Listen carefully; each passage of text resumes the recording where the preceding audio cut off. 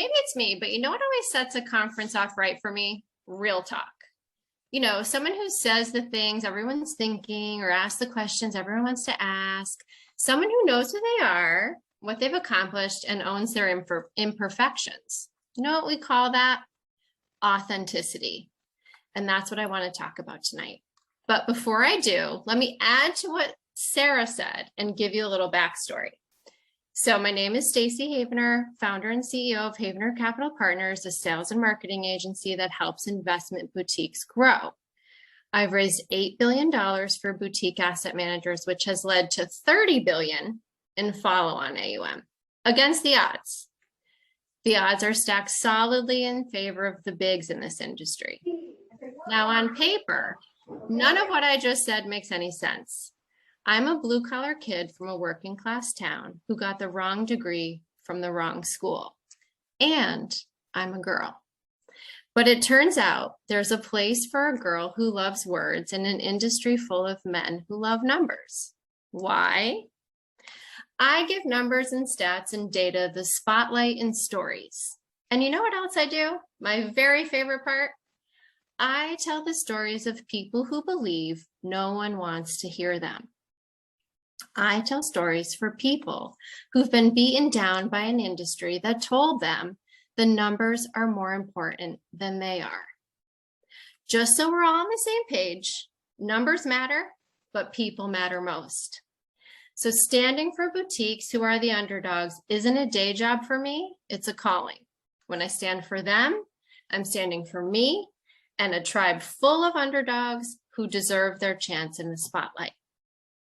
So now that you know a little about me, let me share my #1 secret to raising billions in this business. It's telling powerful stories. And you know what gives stories their power? Authenticity. But what does that even mean? Okay, Brené Brown is my go-to authenticity authority. Her books, I reread them every year. Her TED Talk is one of the top 10 most downloaded TED Talks of all time. So we are not the only ones gathered here tonight thinking about authenticity. People all over the world struggle with being authentic, and this is her definition. Authenticity is the daily practice of letting go of who we think we're supposed to be and embracing who we are. Daily practice. Choosing authenticity means cultivating the courage to be imperfect, setting boundaries, allowing ourselves to be vulnerable, exercising the compassion that comes from knowing we are all made of strength and struggle, nurturing the connection and sense of belonging that can only happen when we believe we're enough. So when we think of leadership, we often think of the teams we are leading. So you as student CEOs, you're leaders in your classrooms and in your schools, but there's more than that because leaders have platforms for communication. They have incredible reach. So when they lead, they're talking to their teams, but also their customers, their partners, their peers, their industry. Authentic leadership drives connection internally and externally, which means authentic leadership drives revenue. Here's what embracing authenticity is and what it isn't. It's being a person without losing your professionalism. You can be real and you can also be respectful and respectable. It's giving a face and a heart and a soul to an industry, a company, an association, or a role within a firm. Authenticity is beyond business, it's people. It's being honest and real and vulnerable without feeling the need to share everything. You can have boundaries and still be authentic. It's letting ourselves be seen in our strengths and our struggles, because when we own both, we allow our teammates and our clients and our partners to see themselves too. They say, wow, I feel that way. Connection happens in vulnerability. I shared this story with Giselle and our awesome team at Rogers High School here in Newport, and I want to share this with you. So I had so many questions when I went into finance, all kinds of questions, not just about the markets, but questions about business and having a job and being a female in a male-dominated industry. I had tons of questions about that. But there was one question that even now it just really gets me. It has to do with a fork. There are a lot of lunches and dinners when you're raising money, and they can be pretty fancy. People are talking deal points and they're eating their salads, they're passing the salt, and they're negotiating. I was nervous for a lot of reasons at those events, but the main reason was I didn't know where to put my fork on my plate after I took a bite or I finished eating. And to me, the shame around that was incredibly big. So remember at the beginning, I said authenticity is the practice of letting go of who we think we're supposed to be and embracing who we are. As student CEOs, one way to practice authenticity is to own where you are in the journey. You don't have to pretend you have all the answers. We want you to be brave enough to ask the questions. The fork. Either because you want the answer or because as CEOs, when you catch the vibe of your teams and you think they might be struggling or they're confused or they need more help, you ask it for them. You show them it's okay. You embody their vulnerability for them if they're not ready to. You have their backs day in and day out, and they will run through a wall for you. And that's leadership, no matter where you come from. High five. That was awesome. Thank you so much, Stacy. We really appreciate you coming on and oh gosh, I hope it's helpful. And I hope, look, I mean, that is real. I really didn't know where my fork went. I mean, you might think I'm making it up. I didn't know. And there was so much shame around it for me. I didn't ask. I don't know what I did. Maybe I Googled it, but I didn't have parents that knew that stuff. Yeah. And so I think like what's amazing about Rock the Street Wall Street is it's a program that teaches you so much about the basics around finance and financial literacy. And these are incredible building blocks. But I don't want us to lose sight of the fact that at the end of the day, we're all humans in this business.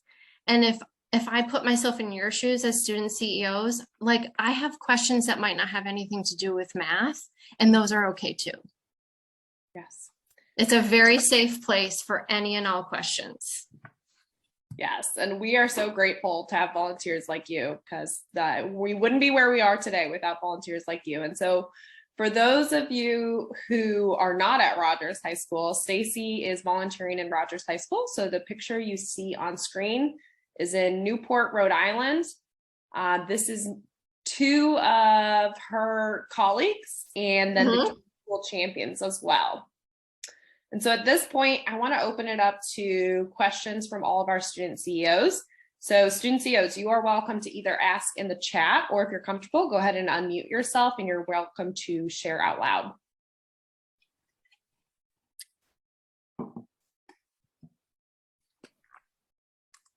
Go ahead, Carly. Hi, thank you for spending your time to come speak with us. I was wondering if you could talk a little bit about how you found your niche in what your company does, like how you got into that realm of finance and investing. Oh, great question. So I have to say it was non-traditional. There wasn't a Rock the Street Wall Street when I was in high school. So that was like, bad on me. I didn't have that chance. However, I played soccer, as you see in that picture, and my high school soccer coach, apparently coaches have day jobs. I didn't actually know that was a thing, but just so we all know, like your coach has a job and they do this coaching for you out of the goodness of their hearts, basically. But my high school soccer coach was an equity manager. So he ran $1 billion of small cap growth equities. And then he would come and coach us in soccer. And I had to pay for college, so I went to school locally.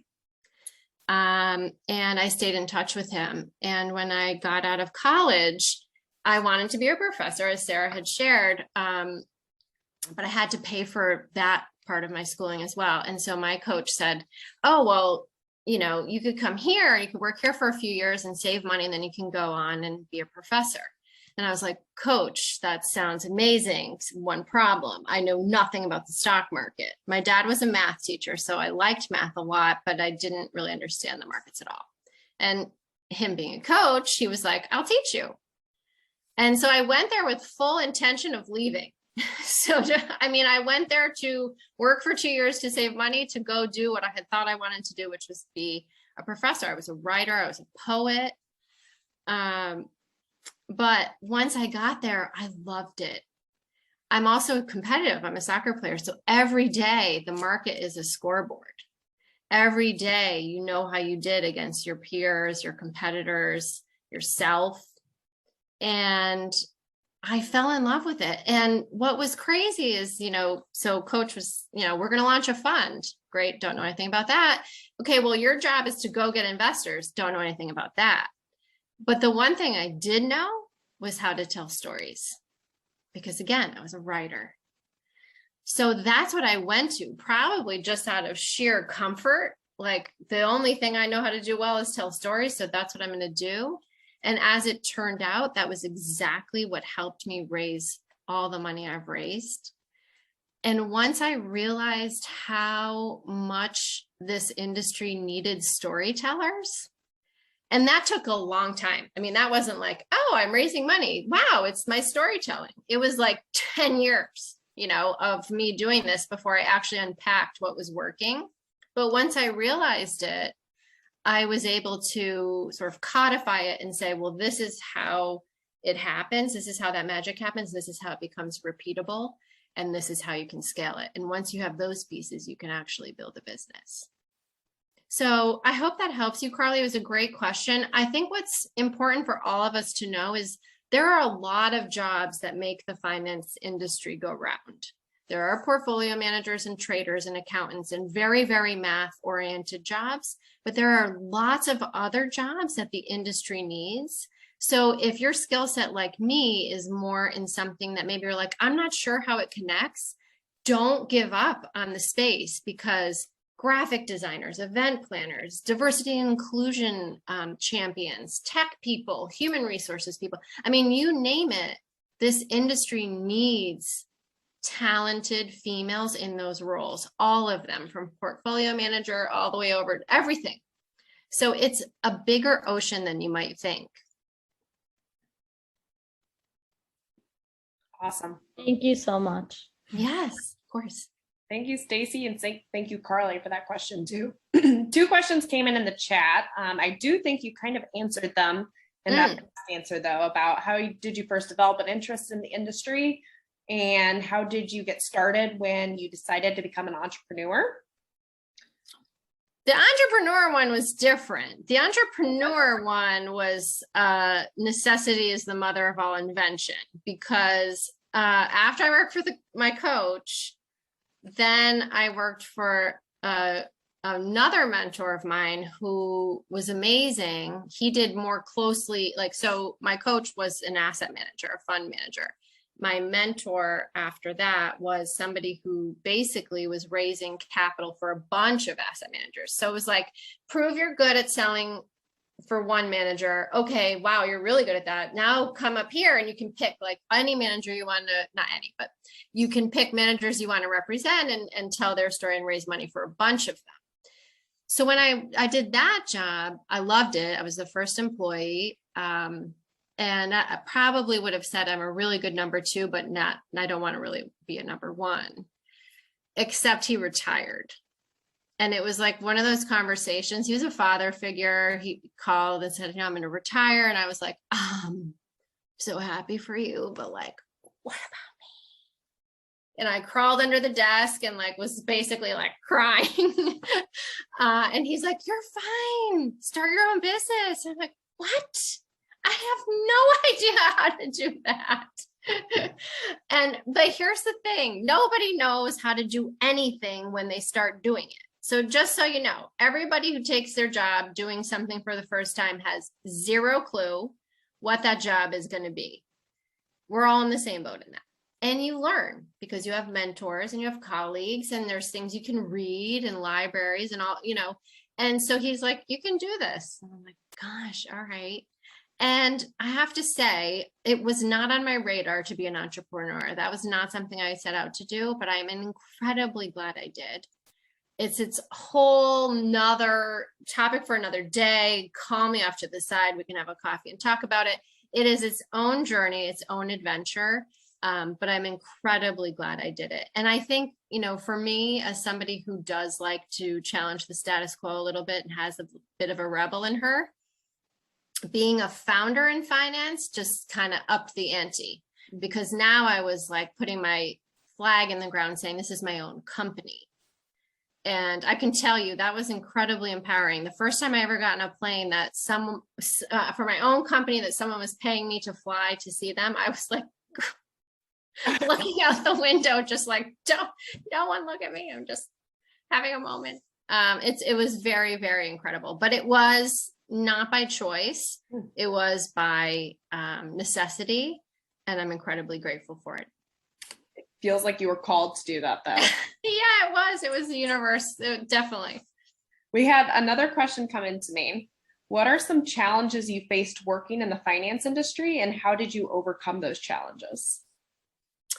Do we have 7 hours for that one, or how much? Try 2 minutes. Gosh, challenges. Okay. So, I'm going to take a challenge and turn it on its head, because I think probably a lot of people would say, oh, well, let's not be Captain Obvious, but the challenge here would be you're a female and literally now you have your own business. So now you're going to the negotiating table with like billionaires that are male and they're lawyers. Okay. That's fun. So, how does that feel? And it's true, there's these like, I don't know if they're memes. I'm not really good at that stuff, but some image that goes around and it's all the men and there's like one female sitting in a chair. Yeah, that's my life. And that could certainly be perceived as a challenge. But here's the thing, rose amongst thorns. Everyone thinks, the perception is it's a disadvantage, because if you let it, it can be. But what if you turned it around and said, actually, I'm the only woman here? Instead of, I'm the only woman here, it's, I'm the only woman here. And I always felt that. I think because I played soccer with boys, so I had already gone through the gamut of like, and when I came out on the other side of that, it was so much of like, I deserve to be at this table. In fact, you need me more than I need you. So let's just make sure we're all on the same page with who's in the power seat, because it's not you. And if you can muster that, even if you're faking it, the thing about faking it is eventually your whole being starts to believe the fake. And then it becomes real. And so I've never been intimidated. And I don't say that. I'm not just like gassing you up to give you like extra ammo when you go out there. I have never been intimidated. Have I been out negotiated or out? I mean, there's tons of things I've done wrong, but it was never because I didn't feel I belonged. I always felt like I deserved to be where I was. And that confidence, the thing, it's just like basic science and nature, like weakness, people can feed off your weakness, and I never had it. So they didn't treat me that way. They didn't treat me weak because I didn't perceive myself to be weak. So however you get there, like, I don't know, play a Rihanna song, or I don't even know what's cool now. For me, it's 90s hip hop. I play Eminem. I go in there and I'm like, there is no way I'm going to be shook down at this table. And I give you that. It's like, it sounds crazy, but it's those types of things that give you the motivation to be strong. That is awesome. And I feel like that's a great place to wrap up. So Stacy, I cannot thank you enough for joining us tonight and to speaking to our student leaders who we're so proud of. But I just want to thank you one last time for coming on speaking. Ladies, if you see on the bottom of this screen, we've linked Stacy's Instagrams, her LinkedIn, On the bottom right is her website, and then we have her email as well. Before tonight's sessions ends, I'll drop her email in the chat if you have any questions for her. She has so graciously offered for you to email her with any questions you have. But Stacy, thank you so much. And ladies, I hope you found her